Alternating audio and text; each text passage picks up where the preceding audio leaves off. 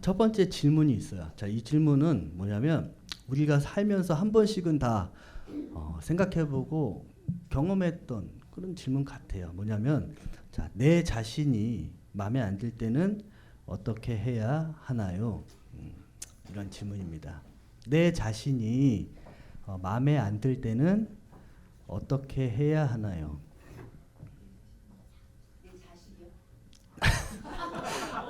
아, 마음에 이제 담아두고 있는 대로 들릴 수도 있겠네요. 내 자신. 죄송합니다. 이제 물을 한번 마셔야 될까? 입이 빠져. 제가 혀가 짧아요. 저희 와이프가 아는데 제가 혀가 짧아가지고 발음이 좀 좋지 않아요. 내 자신. 내 자식 이삭이. 자, 어떻게 해야 할까요? 이런 질문이에요. 자, 어떻게 할까요? 물어보면 안 될 것 같아요. 질문 부담 가지시니까. 그러니까 이 질문은 그런 것 같아요. 우리가 자존감이 낮은 사람이 있고 자존감이 이제 높은 사람이 있죠. 근데 저는 그러니까 우리 기준으로 봤을 때 이제 자존감이 높다라고 이야기할 때 우리가 흔히 이렇게도 얘기하잖아요. 자기 애가 되게 강하다. 저는 이 두 개가 다 문제가 있다라고 생각을 합니다. 그러니까 자존감이 낮아도 문제고 또 높아도 그 높음에 대한 잘못된 높음이 있다면 그것이 이제 잘못됐다라고 생각을 해요. 낮은 이유는 자존감이 낮다. 저는 그게 너무 당연한 것 같아요. 여러분 우리가 자존감이 왜 낮을까요?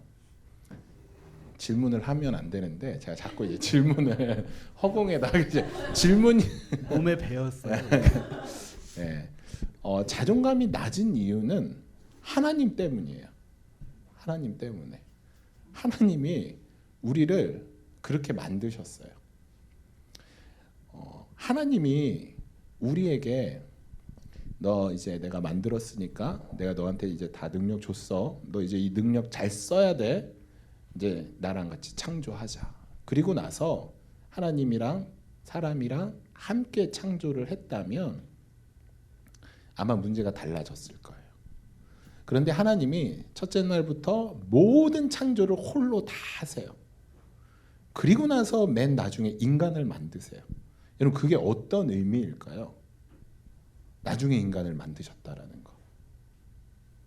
그게 무슨 의미냐면 우리 윤정 자매한테 하나님이 이 세상의 모든 걸 다 줬다라는 거예요. 내가 이거 너 선물로 줄게. 우리 이삭이 오는 생일 돌잔치 하잖아요. 부모님과 모든 사람들이 우리의 모든 것들을 던져서 우리 이삭이에게 주듯이 하나님이 모든 것들을 세상에 있는 모든 것들을 창조하신 다음에 인간에게 선물로 주는 거예요. 내 사랑하는 아들아, 딸아, 이거 다 너 거야. 하나님 우리를 처음에 이걸로 길들여 놨어. 그러니까 여러분 한번 보세요. 제가 우리 준섭이를 보면 준섭이 없어서 하는 얘기인데 준섭이를 보면서 야 인간은 채워지지 않는구나라는 걸 느껴요. 불과 며칠 전에 신발을 사줬어요. 하나밖에 없대요. 이 색깔이. 또 하나를 더 원해요. 그래서 안 된다 하다가 하나 또 사줬어요. 그랬더니 이제 갑자기 차에서 스타일이 다른 게 있으면 좋은데 또 이런 얘기를 하는 거예요. 그래서 제가 화를 냈어요. 이 채워지지 않는 이 밑빠진 듯게 독 같은 놈하고 네, 화를 냈어요. 여러분들이 어떤 것을 여러분들의 그 허전함을 채우려고 해보세요. 채워지나? 정말 온갖 세상의 수많은 그 명품으로 여러분들을 다 해보세요. 세상에 가장 좋은 집을 여러분들이 사보세요. 채워지나? 그걸로 채워졌다면 여러분 거기 사는 사람들이 자살하는 일은 없을 거예요. 그걸로 채울 수 없는 존재예요. 우리가. 왜냐하면 우리는 천하보다 귀하기 때문에. 그렇기 때문에 우리가 채워지려면 뭐가 있어야 되냐면 천하가 있어야 돼요. 다 그걸 넣어야지 채워지는 거예요. 그 하나님. 여러분 먼저 그것에 대한 인정이 우리한테 필요한 거죠. 저는 그런 생각이 듭니다. 절대 채워질 수 없다. 그것을 인정해야 된다. 목사님은 그러면 자존감 아니 자기 자신이 마음에 안 들었을 때가 있으신가요? 저는 제 자신이 마음에 안 들 때가 이런 것으로 할 수 있는지 모르겠지만 그러니까 다른 사람 때문에 내가 마음에 안 드는 거였어요. 이 뭐냐면 예전에 제가 이제 군대 갔다 오니까 싸이월드가 굉장히 유행했어요. 싸이월드. 그래서 돈 엄청 썼어요. 그 뭐 도토리로 막 하고 노래 맨날 하고 막 바꿔놓고. 근데 그거 모든 한 이유가 뭐냐면 딱 가면 방문자수. 다 방문자수. 제 거 딱 보면 제 친구한테 들어가봐. 얘는 방문자수가 몇인가. 그걸로 다 얘는 몇인가. 그러면 나는 진짜 쓸모없는 사람이구나. 오늘 하루 종일 내 싸이월드에 한 명밖에 안 들어왔구나. 이걸로 저 자신을 판단해 버리는 거예요. 여러분 그 마이클 샌덜 교수님이 쓴 공정이라는 착각인가? 공정하다라는 착각인가라는 책이 있어요. 여러분 꼭 한번 보세요. 되게 신선해요. 근데 그 책에서 뭐라고 얘기했냐면 오바마 때 이후로 미국 사회에서 어떤 말이 제일 많이 쓰이냐면 너는 그럴 자격이 충분해. 너는 이것을 누릴 자격이 충분해. 라는 말이 굉장히 유행처럼 번졌대요. 그래서 서로 격려한다고 너는 그럴 자격이 충분해. 그럴 자격이 충분해. 라는 말을 한대요. 저도 이런 말을 많이 했죠. 우리 전사님에게도 전사님은 충분히 그럴 자격이 있습니다. 이렇게 격려하고. 그런데 여기에 오점이 뭐가 있냐면 자격이라는 말이에요. 자격. 우리가 어떤 일을 해서 이 자격이 충분하다라는 거죠. 그러면 반대로 얘기하면 이것을 누릴 만한 자격이 없는 사람이 있다라는 것이에요. 요즘 시대를 능력 위주의 사회라고 얘기하죠. 그렇기 때문에 어떤 일을 할 때, 그러니까 이 말을 자주 쓰는 사람들이 하버드나 이 명문대생들이라 그래요. 그래서 그렇게 난 열심히 공부했으니까 이런 자격이 충분해. 여러분 이렇게 제가 이런 생각들을 굉장히 많이 했어요. 나는 이럴 자격이 없어. 왜? 열심히 안 했으니까. 나는 이럴 자격이 없어. 이거 안 했으니까. 이런 생각들이 저를 정말 많이 짓눌렀어요. 나는 공부 안 해. 여러분 다 아시잖아요. 녹화되나요? 네. 제가 공부를 잘했어요. 네. 노력하지 않아도. 네. 그렇게 저를 계속 비난을 하는 거예요. 자격이 없으면. 이것을 통해서 우리가 뭘 알 수 있냐면 나의 행복을 다른 사람에게 맡기는 거예요. 다른 사람의 평가에, 다른 사람의 기준에 내 행복을 줘버리는 거예요. 내가 누릴 행복을. 저는 저를 올바로 바라보고 나를 평가할 시선을 다른 사람에게 넘겨줬었어요. 다른 사람이 나를 어떻게 평가하나, 다른 사람이 나를 어떻게 바라보느냐, 얼마나 싸이월드에 들어왔느냐, 얼마나 나에게 칭찬을 했냐, 그런 격려와 그런 말들에 의해서 내가 가치 있고 가치 없다라는 것을 정말 많이 생각한 것 같아요. 그래서 저는 제가 마음에 안 들 때는 언제였냐면 그건 거죠. 여러분들이 저를 별로 안 좋게 바라볼 때 제가 나는 가치 없구나. 그렇게 진짜 생각해요. 그런 적은 없지만 네. 그런 것 같아요. 자격 이렇게 말씀하셨는데 그걸 보니까 저도 생각이 나는데 저도 그런 적이 있던 것 같아요. 제 자신을 미워했을 때 저는 인생에 딱 2번 저를 미워했습니다. 근데 그 시간이 좀 긴데 하나는 언제부터인지 기억은 안 나는데 어려서부터 고등학교 1학년 때까지 좀 미워했었던 것 같아요. 근데 그거는 좀 그때랑 그리고 또 한 번은 대학교 때. 근데 그때 이제 고등학교 그때는 이제 길었을 때는 좀 말씀드리기가 여기서는 이제 시간상 좀 그렇고 대학교 때 이제 잠깐 좀 그 에피소드를 말씀드리면 자격하니까 저도 그때 이제 어디서 오냐? 자기 자신을 이제 좀 자존감이 낮아지는 거. 그때 저도 비교를 했던 것 같아요. 다른 사람하고. 그때 제 나이 25이었는데 그 나이에 다른 친구들은 벌써 자신이 에너지를 가지고 뭔가를 막 해서 가는 거예요.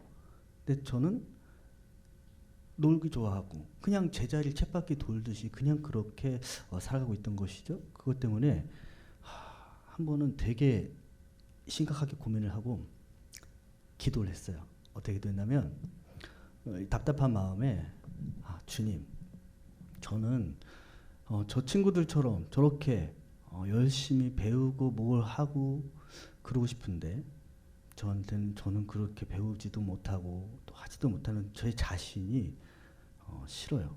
그렇게 기도했어요.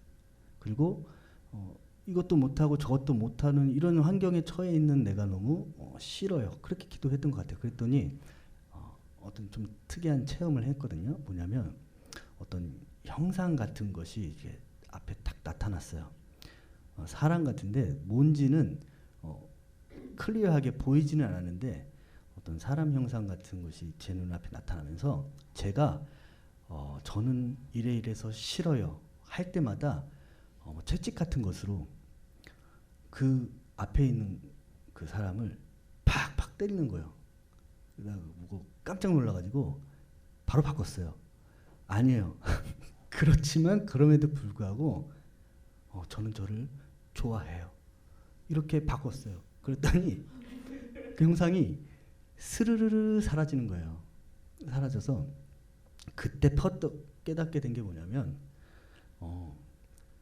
나를 창조하시고 왕 되신 하나님이 나를 사랑하시는데 내가 무슨 자격으로 나를 미워하냐.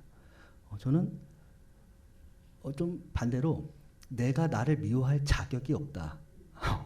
그렇게 깨달아지는 거예요. 하나님이 나를 사랑하는데 내가 무슨 자격으로 나를 미워하냐. 나는 나를 사랑해야 되는 거예요. 의무적으로라도. 왜냐하면 하나님이 나를 사랑하시니까. 그것을 깨닫고 나니까 제 자존감이 막 올라가는 거예요. 그래서 너무 올라간 거 막 올라가고 그래서 제가 지금 말씀드리잖아요. 막 올라갔어요. 그래서 어디 가도 진짜 꿀리지가 않아요. 내가 제일 잘생겼고 내가 어딜 가서 되는 거 아시죠? 네. 그래도 그랬던 것 같아요. 그래서 저는 만약에 이런 경험들은 누구나 있지만 하나님을 만난다면 하나님을 만나고 정말 이런 마음을 하나님께 그냥 이렇게 고하면 내가 그랬던 것처럼 하나님이 만나주시고 분명히 은혜 가운데 어떤 체험을 통해서 자존감을 다시 회복시키시고 하실 것이라고 저는 믿어요. 네, 근데 저는 확신하는 게 있습니다. 뭐를 확신하냐면 우리의 상처받은 마음들, 우리의 나 자신을 왜곡되게 바라보는 이 모든 것들이 교회에서 회복된다라고 생각을 해요. 왜냐하면 제가 그러니까 결론적으로 이 얘기를 여러분들에게 꼭 드리고 싶었어요. 여러분, 교회는 서로 사랑을 하는 곳이에요. 사랑이 드러나는 곳이죠. 저는 우리 여러분들이 되게 좋아요. 되게 좋습니다. 이렇게 이제 제가 이렇게 우리 지훈이를 예로 들어서 좀 지훈이가 불편할 수 있는데 쳐다보지 마. 날 봐. 지훈이 쳐다보면 얼굴 빨개져. 쳐다보지 마. 지훈아, 벽 봐, 벽. 네. 지훈이랑 저랑 별로 이렇게 관계가 없었어요. 이렇게 서로 대화를 많이 나누고 교회 하기 전에 이렇게 제가 뉴욕 와서 지훈이를 2번 봤나? 그 결혼식에서 1번 보고 뭐 따로 1번 보고 뭐 그런 되게 이렇게 되게 그 거리감 있는 그런 관계였죠. 그런데 교회를 개척하고 지훈이가 교회에 오면서 제가 그냥 좋은 거예요. 제가 뭐 어떻게 해서가 아니라 지훈이가 막 열심히 와서 저한테 막 애교를 부리고 막 맛있는 걸 사줘서가 아니라 그냥 좋은 거예요. 그 제가 느낀 게 뭐였냐면 지훈이를 통해서 제가 정말 느낀 건데 교회는 사랑이 드러나는 거구나.